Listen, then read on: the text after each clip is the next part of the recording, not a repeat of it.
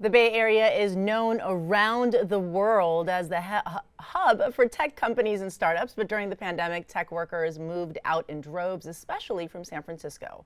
Now, that doesn't mean the city is now a ghost town. A new wave of young tech workers are coming in from all over the country to call San Francisco home. That's why in this week's Startups with Sanaz, we introduce you to two of those newcomers, Joe Ahern and Kunal Gupta. They are the co-founders of the startup called Withfriends that originally started all the way in New York. Guys, thanks so much for joining us today. Happy to be here. Thank you. First of all, welcome to San Francisco. When did you guys get here and why San Francisco? Well, we have been here for the last month and a half almost right now, looking for a good spot to move into. And we're actually right now reporting in from Kunal's apartment. And he just moved in 4 days ago, maybe? Yeah, just signed a lease. Yeah. We're here in San Francisco because the greatest concentration of early stage tech founders in the world. So this is where our peers are. There's nowhere else in the world we can be with peers that we can run. You know, my house is full of startup founders. If I go down the street, I'll meet more. If I go running, I'll meet another person that knows what I do, and I could exchange my problems with them and learn from them. And it's kind of irreplaceable. Yeah, it's kind of like when you want to get into finance, you go to New York. If you want to become an actor, you go down to LA. Every city has its industry. And here, it's the tech startup world is definitely here in the Bay Area and in San Francisco. How has it been for you guys so far? So I have this like metric Joe and I created to like test San Francisco. We decided that we had to meet two new, really intelligent people in tech every week each to like know this is worth betting on. Like first we were just like, this is an idea, but let's see if it's a real idea. And usually it's actually pretty hard to meet, say in New York, two relevant, intelligent technology people, startup people every week. Like that actually takes some work. Here, we've had to start to cap it because you get to like 8 or 10 just by going to like a poker night or like going to your kitchen or I'm literally just going running and finding out someone else works in the same space as you. It's too easy to meet relevant people to startups here. So we actually now have to like stop networking as much as we are. Joe, you're having the same problem I take as well. Absolutely. And there are more people that I'm excited to be spending time with than we responsibly can. We've got to stay focused on all the fundamentals of our business, but it is fantastic that, every weekend and every day, after work, that there's a great opportunity for somebody to have coffee with or get dinner with if I can learn something really new. So well, I'm happy.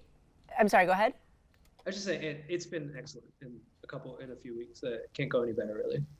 I'm happy the month and a half or so that you guys have been in the Bay Area, that it's been all good. And I can say the weather here is much better. I do love New York, but the weather here is much better year round here in San Francisco. So I'm sure you guys will enjoy that. Now let's talk about your company, Withfriends. It's a website. It describes it as the best subscription box app for your online store. So business owners in the Bay Area can utilize Withfriends. How? Yeah, so Withfriends makes it easy for any small business to run and sell subscription boxes.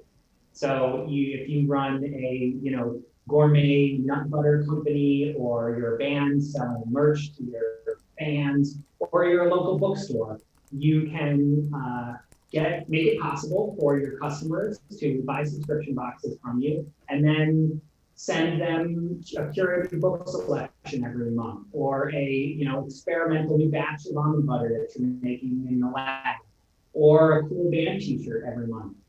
These are the kinds of things that your most passionate customers would love to receive, and it basically changes their buying relationship with your business and turns it into a much more intimate and engaged community.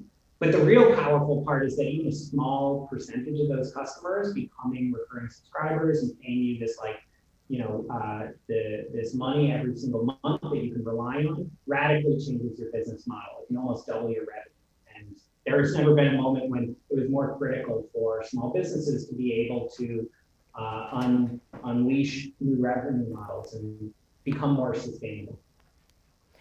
Is Are startups what both of you guys have always kind of wanted to do? Why did you guys get involved in startups, and specifically like a subscription box startup? Oh, so that's actually we came from running a small business or a few small businesses together. So Joe and I have created a music venue in New York called Silent Barn. We also collaborated on Gallery. I think there's like a few galleries, and we've collaborated on so many projects that it's hard to remember. I even ran a restaurant for a little bit, nightclubs, all sorts of stuff. And the thing that you like bothered us and felt unfair was we were really good at those things that we did, such that we had hundreds of people coming into our spaces pretty much nightly. We tapped out the revenue that we can bring in through like people loving the business. And we were still having trouble paying our bills, and like it was hard to survive in New York. But you're like, we're at the ceiling. So is it impossible, or is there some new way of doing business that makes this fair again? Because it's just completely unfair if you're maxing out on all the stuff you can do, right, and you still can't survive. So what we discovered, more or less by accident, by trying a lot of things, was that if you one of our venues was selling tickets. So one of our businesses with music venues always selling tickets. We inserted an upsell into the process of buying a ticket to become a subscriber, and you would support the music venue and you get discounts on the tickets, and you can actually go, if you paid enough, you can go to events anytime you want. And the conversion from someone just buying a ticket to becoming a subscriber was so high. On that first experiment, it was like 30%. Right now, it's still 5% across our 300 something businesses. And that is what made us stop what we're doing and be like, I think we just built a tool, really easy subscriptions that you just turn on, people will just start buying them, and it really turns the revenue around for all kinds of local businesses. What we found during the pandemic was that like the same principle starts to apply to online businesses as well. So any small business really serves a community that loves what they do, whether it's in person or whether it's we learned like fishing rod manufacturers or candle makers or publishers or like Joe said, bands, all sorts of businesses have built a good relationship with their customers. And if you just turn on subscriptions, people will actually just buy them rapidly to support the business. And the only difference, like the subscription box thing is something that came out of the pandemic recently. We used to just have subscribers support the business and they would get discounts and that was it. And that worked pretty well. But during the pandemic, I think a lot of the what used to be local businesses started becoming delivery businesses, and they were doing shipping operations anyway. So for the first time in, I think, history, small businesses were like, there were e-commerce businesses like at a rapid rate, like there just was less of a difference between them, which meant that suddenly it's really easy for small businesses to deliver subscription boxes to anybody because they're already shipping stuff all the time. And that just made the program like stronger. So now subscriptions are really fun. You like actually get something in the mail and you support the business and you get the discounts in the shop. And that's been really sticking for us. Yeah, getting something in the mail is always, I think it's like Christmas every day. There are times where I'll order stuff and I'll forget about it, and then it'll show up and I'm like, hey, I have something in the mail. So that's a lot of fun. And as far as subscription boxes go, I personally, my first introduction to subscription boxes were like beauty boxes or clothing. But it really can be a service provided across the board in a various, number of industries. Am I right? Yeah, so the way that you can think about what we're building in relation to your experience with, say, one of these curated boxes where you're getting a bunch of samples from a bunch of different businesses, our whole thing is that we want to place the business itself, front and center. So you're not just subscribing to a product. It's not like you're on Amazon and you're turning on a subscribe and save widget or something like that, and then you just have toilet paper show up at your house every day. Instead, what you're doing is you're subscribing to that business. And that business now has a deeper relationship with you, monthly, weekly, quarterly, whatever is the right frequency for their products. And they are, as you said, bringing Christmas to you basically every time that subscription box renews. No, it's definitely a fun concept. And as far as the subscription boxes I'm familiar with, I mean, obviously every business can operate in their own way, but it's always kind of nice. The boxes I've seen, they provide a different variety, and if a business is offering different pieces of merchandise or different things, it's kind of nice to be able to combine all of those things for a customer or their patrons, so they become familiar with more of, let's say, things that they provide. So it's definitely a very interesting concept. Why the name? It's called Withfriends. Why? How did that name come to be? So the basis for most of what Kunal and I have been doing for pretty much our entire careers has been built around community building. So that's like the through line between all of these small businesses that we've worked on and the small businesses that we're excited to be working with. And some of our background, like my background, was originally in like museums and doing like large like membership programs for larger institutions.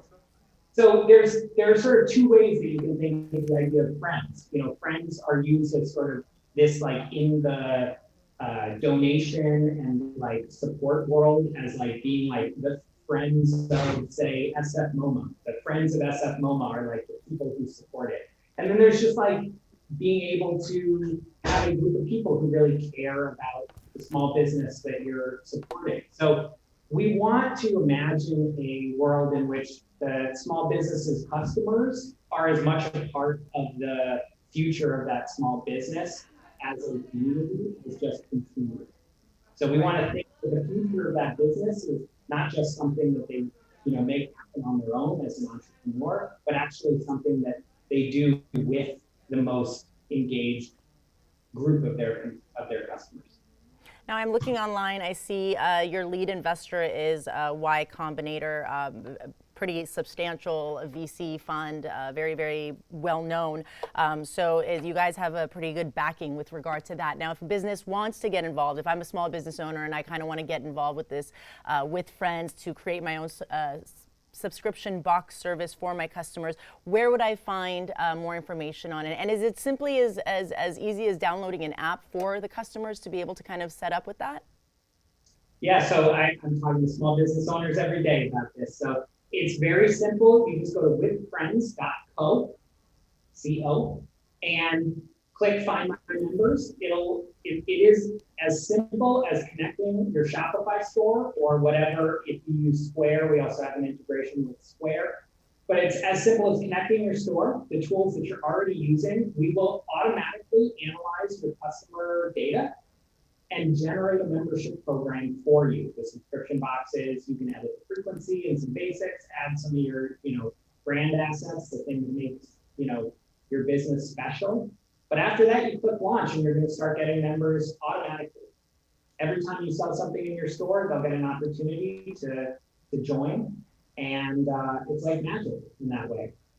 I think one of the pieces of feedback I love getting in terms of positive feedback is people don't realize that it's that easy.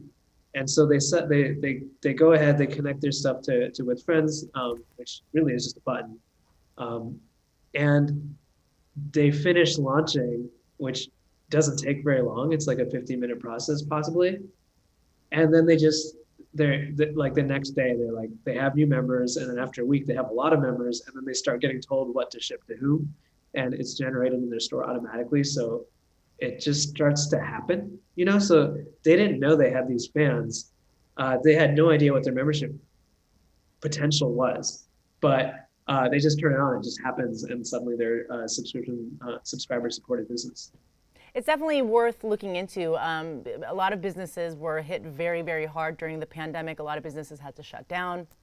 But when you have a subscription service, I think it becomes a little easier, depending on the operations of your business, but it becomes a little easier to kind of keep things going and kind of keep money coming in, at least to some degree. So maybe businesses that don't know if they can do a subscription service, just by kind of signing up, they are then, familiarized with the process. And then, as you mentioned, they're kind of a whole new world is brought to them, in that they didn't even know that this is something that the business could do, and it becomes a different source of money. Am I right? I would go so far as to say that we believe that every small business can run a successful subscription program. So there are certain outliers. Maybe you're selling products that only one person, someone only needs once in their entire lifetime. But if you have customers that are coming back with any frequency throughout the year, you can run a successful subscription program. All you need is to turn on the infrastructure, and we think that you'll see right away people signing up. And one of the best things about recurring revenue is that the metrics around it are sort of simple, which means that you can capitalize off of it in a way that is a lot harder with, say, a lot of businesses turned to crowdfunding during the pandemic. You can't really take your crowdfunding income from GoFundMe to the bank and get a loan on it. It's also, seasonal sales during a pandemic is actually a pretty rough thing to try to capitalize now. But you can easily look at membership growth or subscription growth versus subscription churn, which is usually really good on Withfriends. So our average churn rate is about 3%, which translates to per month, which translates to about 2 years for average subscriber. And so you take that and you take your growth, you actually have some reasonable asset to get even further loans out for your business. The tagline we're working with is build financial resilience for your business, but we believe recurring revenue is a really good tool for that. Well, another good thing about recurring revenue is that it is recurring. Joe Ahern, Kunal Gupta with Withfriends, startup here in San Francisco. Welcome to San Francisco again, guys, and we really appreciate you taking time out to kind of explain to us what your startup is all about. Thanks for joining us today. Thank you. No problem. Have a great day. Thank you.